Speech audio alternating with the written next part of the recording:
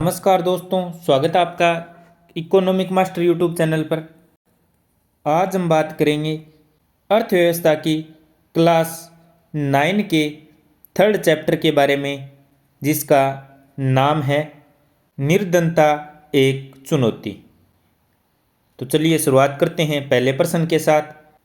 वर्ष 2011-12 में भारत में मोटे तौर पर कितने लोग निर्धनता में जीते हैं, जिसका अर्थ है कि विश्व में भारत में सबसे अधिक निर्धनों का संकेंद्रण है। यानी सबसे ज़्यादा निर्धन कहाँ पर पाए जाते हैं? भारत में। तो सही उत्तर होगा 270 मिलियन या 27 करोड़ लोग।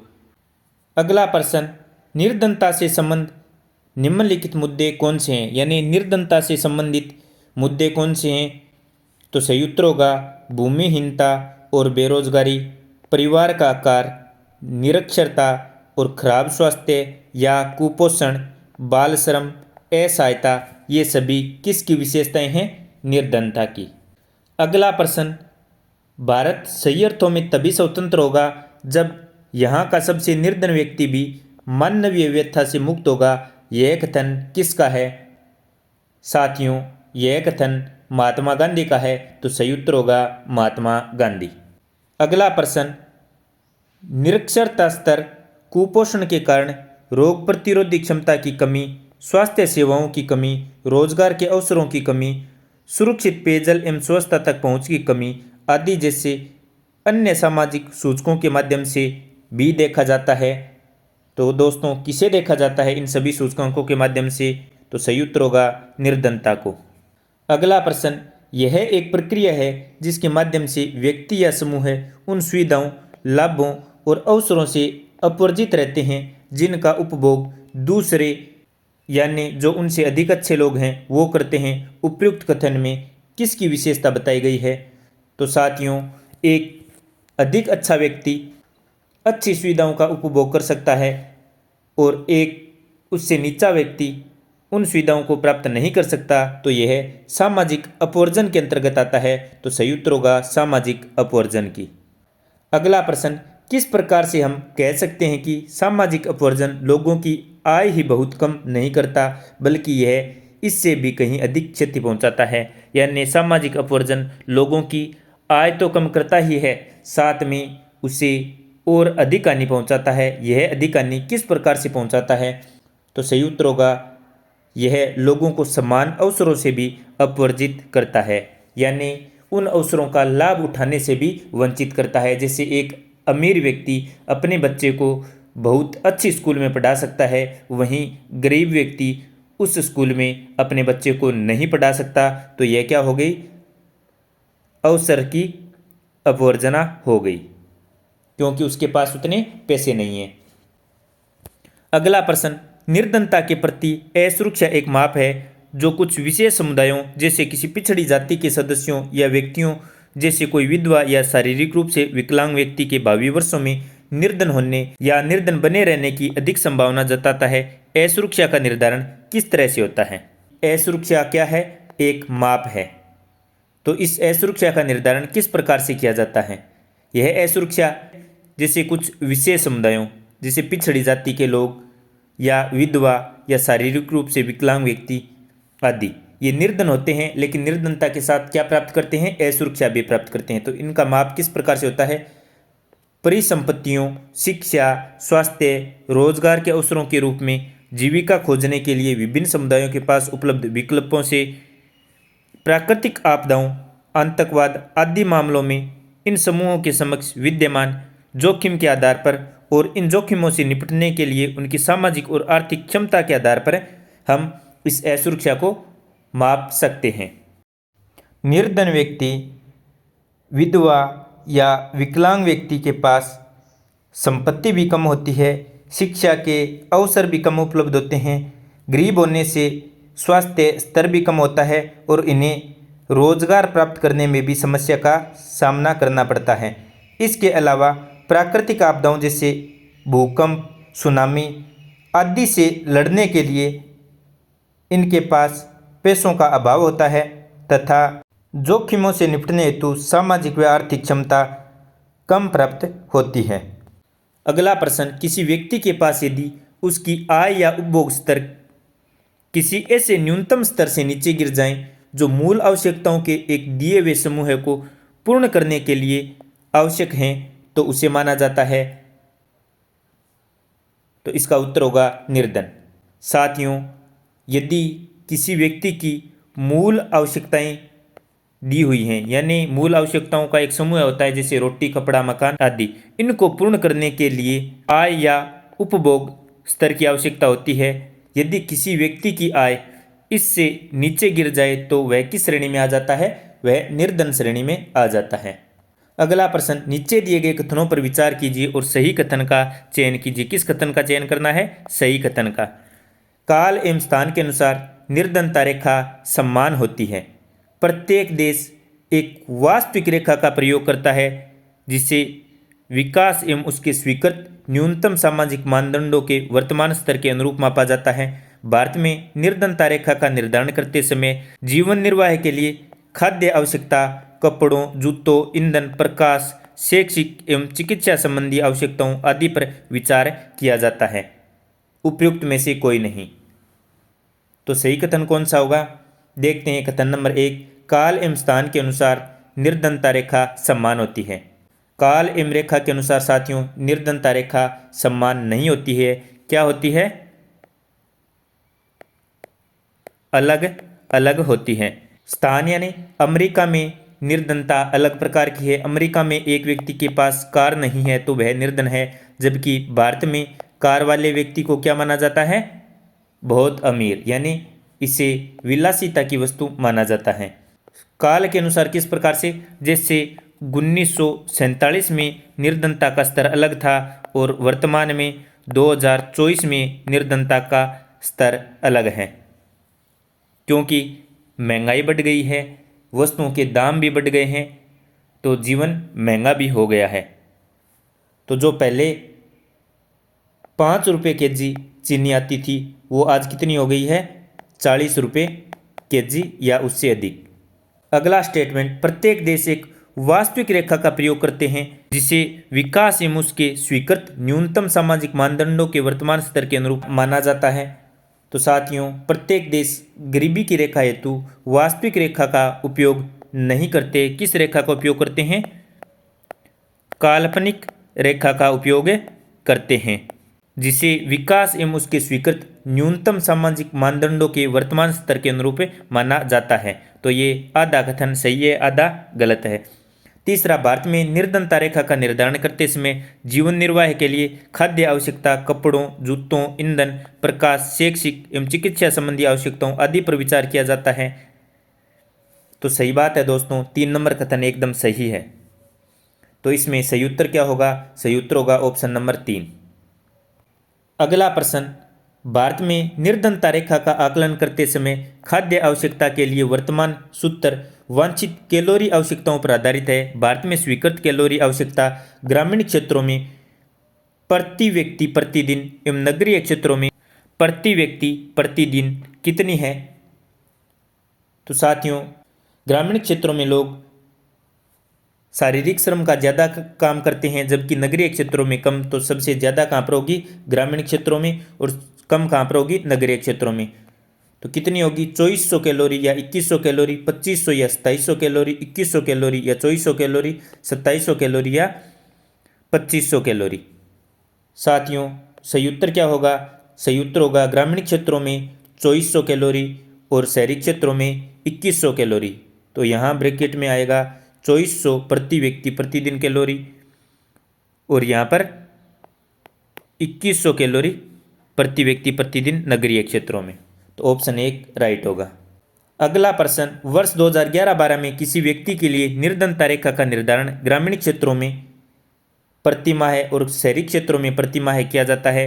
रुपये के आधार पर देखें तो 1000 रुपये या 816 रुपये, 816 रुपये या 1000 रुपये, 3000 रुपये या 5000 रुपये, 5000 रुपये या 3000 रुपये। तो सही उत्तर क्या होगा दोस्तों?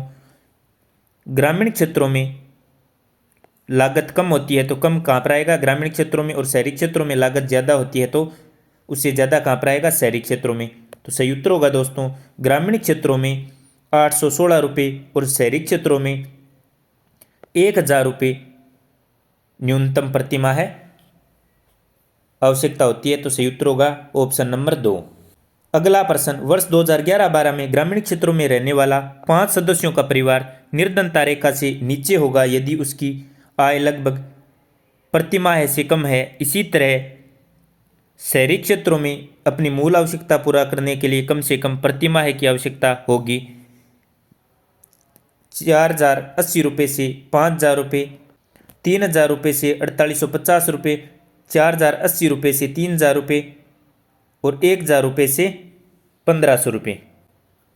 साथियों, हमने देखा ग्रामीण क्षेत्रों में कम आवश्यकता होती है तो कम आंकड़ा किसका होगा? ग्रामीण क्षेत्रों का। और शहरों में लागत ज़्यादा होती है तो ज़्यादा किसका होगा? शहरी क्षेत्रों का।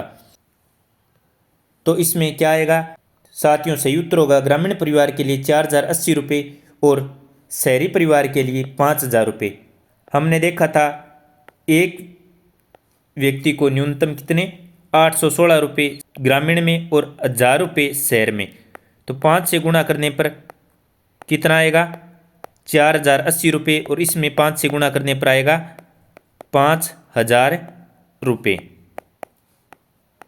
तो पिछले प्रश्न के आधार पर इसे सही कर सकते हैं। अगला प्रश्न, निर्धनता रेखा का आकलन समय समय पर सामान्यतः हर 5 वर्ष पर प्रतिदर्श सर्वेक्षण के माध्यम से किया जाता है। यह सर्वेक्षण किसके द्वारा किया जाता है? तो सही उत्तर होगा दोस्तों राष्ट्रीय प्रतिदर्श सर्वेक्षण संगठन अर्थात national sample survey organisation NSO द्वारा। अगला प्रश्न, नीचे दिए गए कथनों में से सही कथन पर विचार कीजिए।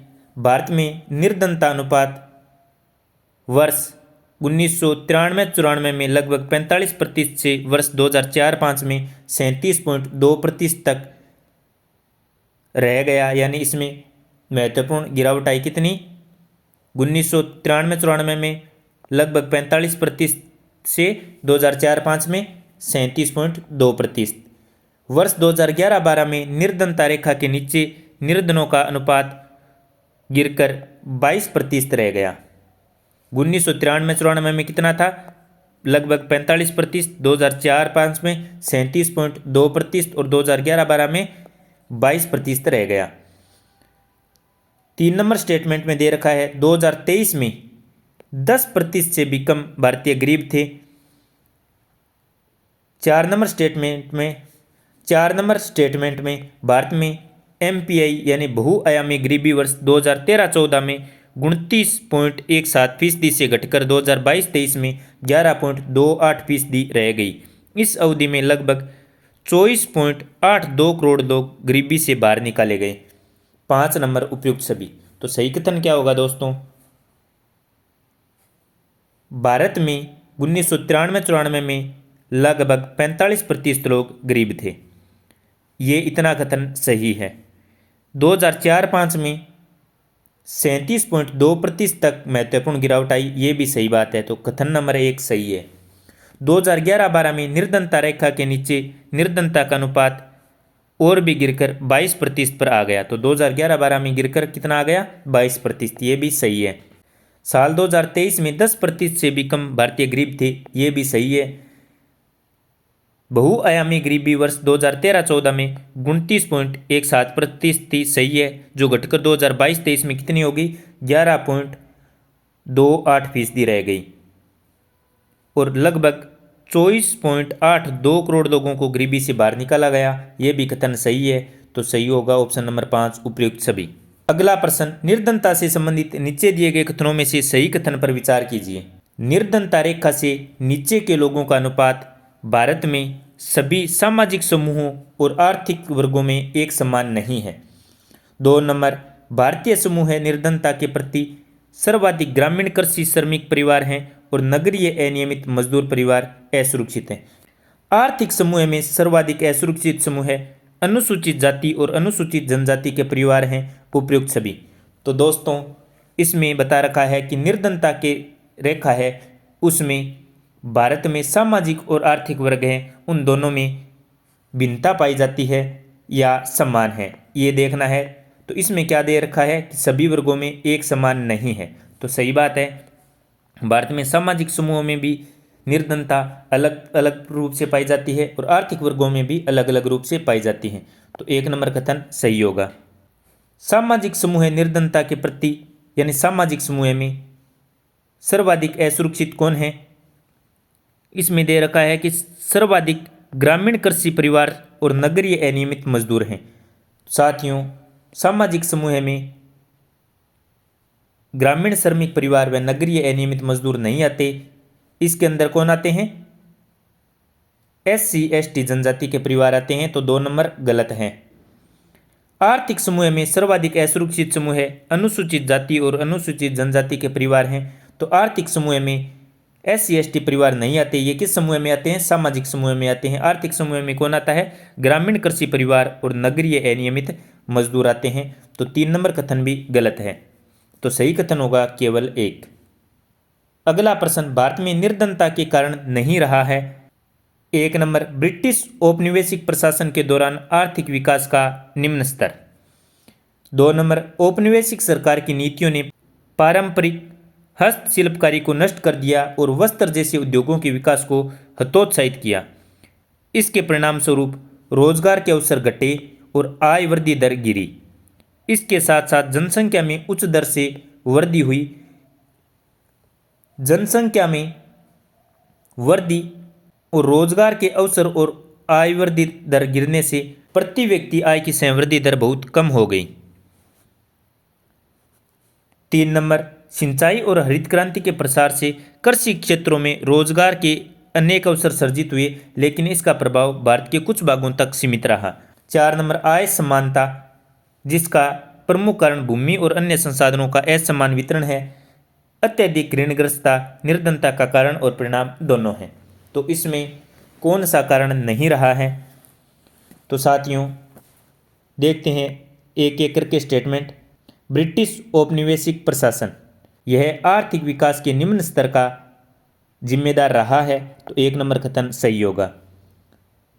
औपनिवेशिक सरकार की नीतियां, इन्होंने हस्तशिल्पकारी को नष्ट कर दिया, सही बात है। वस्त्र जैसे उद्योगों को हतोत्साहित किया, सही बात है। इससे रोजगार के अवसर घटे, सही बात है। आय की वृद्धि दर गिरी, सही बात है। जनसंख्या में उच्च दर से वृद्धि हुई, सही बात है। इन दोनों प्रभावों से प्रति व्यक्ति आय की संवृद्धि दर बहुत कम हो गई, सही बात है। तो 2 नंबर कथन सही है। 3 नंबर, सिंचाई और हरित क्रांति के प्रसार से कृषि क्षेत्रों में रोजगार के अनेक अवसर सर्जित हुए, सही है, लेकिन इसका प्रभाव भारत के कुछ भागों तक सीमित रहा। कुछ भागों तक सीमित रहा क्या? तो ये भी सही है। इसका प्रभाव पंजाब, हरियाणा, उत्तर प्रदेश तक सीमित रहा था। आय समानता, इसका प्रमुख कारण है। भारत में निर्धनता का कारण आय समानता है क्या? नहीं है। क्या है? आय असमानता। और आय असमानता का प्रमुख कारण क्या है? भूमि और अन्य संसाधनों का असमान वितरण। तो 4 नंबर गलत होगा। अत्यधिक ऋणग्रस्तता भारत में निर्धनता का कारण है क्या? हाँ, गरीबी का कुचक्कर और अत्यधिक ऋणग्रस्तता निर्धनता का कारण है और यह परिणाम भी है। तो 5 नंबर भी सही होगा। तो प्रश्न में क्या पूछ रखा है? निर्धनता के कारण कौन सा नहीं रहा है? तो 4 नंबर ऑप्शन राइट होगा और ये बाकी सभी गलत होंगे। अगला प्रश्न, निर्धनता निरोधी उपाय कौन से हैं? आर्थिक समृद्धि को प्रोत्साहन, लक्षित निर्धनता निरोधी कार्यक्रम, उपयुक्त दोनों में से कोई नहीं। इसमें सही उत्तर होगा ऑप्शन नंबर 3, उपयुक्त दोनों। अगला प्रश्न, आर्थिक समृद्धि के बारे में नीचे दिए गए कथनों में से गलत कथन पर विचार कीजिए। आर्थिक समृद्धि अवसरों को व्यापक बना देती है। आर्थिक समृद्धि मानव विकास में निवेश के लिए आवश्यक संसाधन उपलब्ध कराती है। यह शिक्षा में निवेश से अधिक आर्थिक प्रतिफल पाने की आशा में लोगों को अपने बच्चों को लड़कियों सहित स्कूल भेजने के लिए हतोत्साहित करती है। आर्थिक विकास से सर्जित अवसरों से निर्धन लोग प्रत्यक्ष लाभ नहीं उठा सकते हैं। तो साथियों, गलत कथन पूछ रखा है, कौन सा होगा? आर्थिक समृद्धि अवसरों को व्यापक बना देती है, तो यह कथन सही होगा। यह मानव विकास में निवेश के लिए आवश्यक संसाधन उपलब्ध कराती है, तो आर्थिक समृद्धि मानव विकास में निवेश हेतु आवश्यक संसाधन उपलब्ध कराती है, यह भी कथन सही होगा। आर्थिक समृद्धि शिक्षा में निवेश से अधिक आर्थिक प्रतिफल पाने की आशा में लोगों को अपने बच्चों यानी लड़कियों सहित स्कूल भेजने के लिए हतोत्साहित करती है। यह कथन गलत होगा। यह हतोत्साहित नहीं करती, प्रोत्साहित करती है। आर्थिक विकास से सर्जित अवसरों से निर्धन लोग प्रत्यक्ष लाभ नहीं उठा सके। ये बात सही है दोस्तों। तो गलत कथन कौन सा होगा? Option number 3। अगला प्रश्न, महात्मा गांधी राष्ट्रीय ग्रामीण रोजगार अधिनियम 2005 यानी मनरेगा के बारे में नीचे दिए गए कथनों में से गलत कथन पर विचार कीजिए। मनरेगा 2005 एक लक्षित निर्धनता निरोधी कार्यक्रम है। इस प्रावधान के तहत 1/3 रोजगार महिलाओं के लिए सुरक्षित है। कार्यक्रम के अंतर्गत अगर आवेदक को 15 दिन के अंदर रोजगार उपलब्ध नहीं कराया गया तो वह दैनिक बेरोजगारी भत्ते का हकदार होगा। इसका उद्देश्य हर घर के लिए मजदूरी रोजगार कम से कम 100 दिनों के लिए उपलब्ध कराना है। उपयुक्त सभी साथियों, मनरेगा एक्ट 2005 यह निर्धनता निरोधी कार्यक्रम है। सही बात है। इसके तहत महिलाओं हेतु 1/3 रोजगार सुरक्षित है। यह कथन भी सही है, तो सही होगा 1 नंबर कथन। कार्यक्रम के अंतर्गत अगर आवेदक को 15 दिनों के अंदर रोजगार उपलब्ध नहीं होता तो बेरोजगारी भत्ता पाने का हकदार होता है। 2 नंबर भी सही है। हर घर के लिए मजदूरी रोजगार कम से कम 100 दिनों की होगी, तो इसका उद्देश्य हर घर को 100 दिन रोजगार उपलब्ध कराना है। सही है। ऑप्शन नंबर 4 उपयुक्त में से कोई नहीं राइट होगा। अगला प्रश्न, काम के बदले अनाज कार्यक्रम के बारे में नीचे दिए गए कथनों में से गलत कथन पर विचार कीजिए। काम के बदले अनाज कार्यक्रम 2004 में देश के सबसे पिछड़े 150 जिलों में लागू किया गया था। यह कार्यक्रम उन सभी ग्रामीण निर्धनों के लिए है जिन्हें मजदूरी पर रोजगार की आवश्यकता है और अकुशल शारीरिक काम करने के इच्छुक हैं। इसका क्रियान्वयन 100% केंद्रीय वित्त पोषित कार्यक्रम के रूप में किया गया है और राज्यों को खाद्यान्न निःशुल्क उपलब्ध कराए जा रहे हैं। एक बार NREGA लागू हो जाए तो काम के बदले अनाज NFWP का राष्ट्रीय कार्यक्रम भी इस कार्यक्रम के अंतर्गत आ जाएगा। उपयुक्त में से कोई नहीं।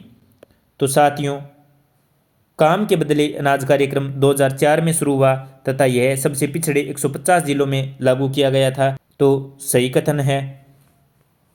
यह कार्यक्रम उन सभी ग्रामीण निर्धनों के लिए है जिन्हें मजदूरी पर रोजगार की आवश्यकता है और अकुशल शारीरिक काम करने के लिए इच्छुक हैं, तो यह भी कथन सही है।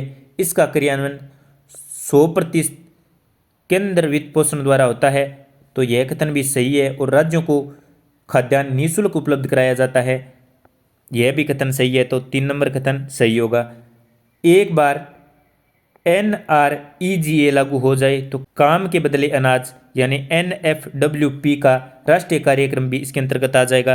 यह कथन भी सही है, तो इसमें गलत कथन होगा कोई सा भी नहीं, तो सही आंसर होगा 5 नंबर उपयुक्त में से कोई नहीं। अगला प्रश्न, प्रधानमंत्री रोजगार योजना के बारे में नीचे दिए गए कथनों में से गलत कथन पर विचार कीजिए। प्रधानमंत्री रोजगार योजना एक अन्य योजना है जिसे 1993 में आरंभ किया गया। इसका उद्देश्य ग्रामीण क्षेत्रों और छोटे शहरों में अशिक्षित बेरोजगार युवाओं के लिए स्वरोजगार के लिए अवसर सर्जित करना है। इसमें लघु व्यवसाय और उद्योग स्थापित करने में उनकी सहायता दी जाती है। उपयुक्त में से कोई नहीं। तो साथियों, प्रधानमंत्री रोजगार योजना एक अन्य योजना है जिसे 1993 में प्रारंभ किया गया। सही बात है। इसका उद्देश्य ग्रामीण क्षेत्रों और छोटे शहरों में अशिक्षित बेरोजगार युवाओं के लिए स्वरोजगार के अवसर सर्जित करना है। गलत कथन है। क्यों? क्योंकि यह योजना ग्रामीण और छोटे शहरों में शिक्षित बेरोजगार युवाओं को स्वरोजगार के अवसर सर्जित करने के लिए प्रारंभ की गई थी। इसमें लघु व्यवसाय और उद्योग स्थापित करने में उनकी सहायता की जाती है। 3 नंबर कथन सही है। तो साथियों, गलत कथन पूछ रखा है, तो सही उत्तर होगा ऑप्शन नंबर 2। अगला प्रश्न, नीचे दिए गए कथनों में से सही कथन पर विचार कीजिए।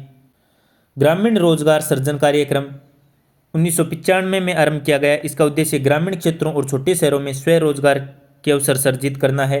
स्वर्ण जयंती ग्राम स्वरोजगार योजना का आरंभ 1999 में किया गया। इस कार्यक्रम का उद्देश्य सहायता प्राप्त निर्धन परिवारों को स्वयं सहायता समूह से संगठित कर बैंक ऋण और सरकारी सहायता के संयोजन द्वारा निर्धनता रेखा से ऊपर लाना है। प्रधानमंत्री ग्रामोदय योजना 2000 के आरंभ के अंतर्गत प्राथमिक स्वास्थ्य, प्राथमिक शिक्षा, ग्रामीण आश्रय, ग्रामीण पेयजल और ग्रामीण विद्युतीकरण जैसी मूलभूत सुविधाओं के लिए राज्यों को अतिरिक्त केंद्रीय सहायता प्रदान की जाती है। उपयुक्त सभी। तो साथियों, ग्रामीण रोजगार सृजन कार्यक्रम का आरंभ 1995 में किया गया। स्वर्ण जयंती ग्राम स्वरोजगार योजना का आरंभ 1999 में किया गया। प्रधानमंत्री ग्रामोदय योजना का आरंभ वर्ष 2000 में किया गया। ग्रामीण रोजगार सृजन कार्यक्रम का उद्देश्य ग्रामीण क्षेत्रों और छोटे शहरों में स्वरोजगार अवसर सर्जित करना है। तो सही कथन है।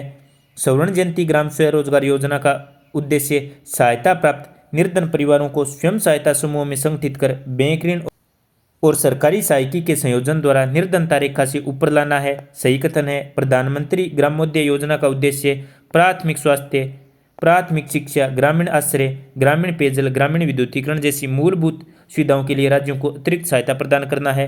तो 3 नंबर भी सही है। तो साथियों तीनों ऑप्शन सही होंगे। ऑप्शन नंबर 4 उपयुक्त सभी राइट होगा। अगला प्रश्न, निर्धनता से लड़ने के समक्ष भावी चुनौतियों में नहीं आती। ग्रामीण और शहरी क्षेत्रों और विभिन्न राज्यों में निर्धनता में व्यापक असमानता। कुछ सामाजिक और आर्थिक समूह निर्धनता के प्रति अधिक असुरक्षित हैं। उच्च आर्थिक समृद्धि, सार्वजनिक निःशुल्क प्राथमिक शिक्षा पर जोर, जनसंख्या विकास में गिरावट, महिलाओं और समाज के आर्थिक रूप से कमजोर वर्गों की बढ़ता सशक्तिकरण।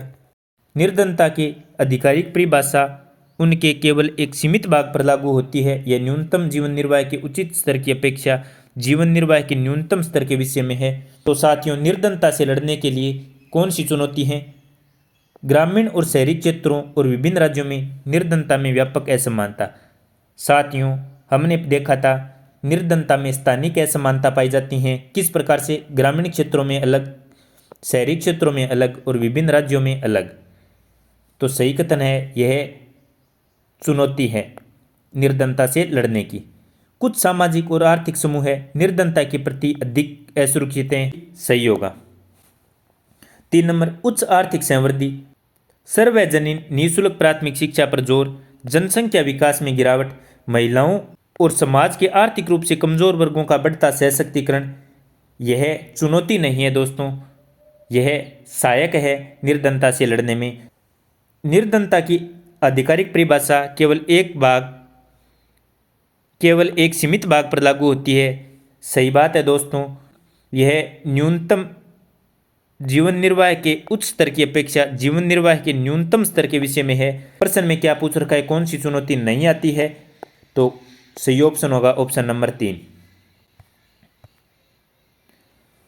साथियों आशा करता हूं आपको चैप्टर 3 समझ में आ गया होगा। धन्यवाद। जय हिंद, जय भारत।